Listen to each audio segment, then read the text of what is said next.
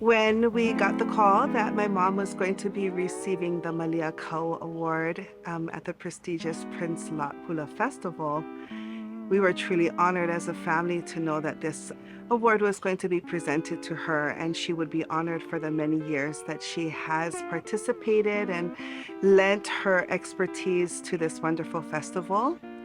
We instantly were inspired by the beauty of Queen Emma Summer Palace and turned to the Queen Emma chant book that has been given to us as a collective, as a people, from the Bishop Museum's copyright laws. And so I had gone into the book and looked at all of the many chants that we have performed over the years.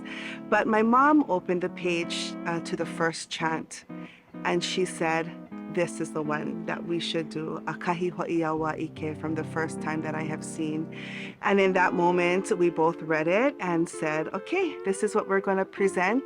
And so she said, "I'm going to think about it, and why don't you and your daughters come to my house and let's choreograph it and let's teach it specifically for this festival." And so my daughters, Taya and Vivia, and I went to her house one Monday evening, and she taught us the chant, and I immediately went to my haumana and passed on that knowledge that I received from my mother.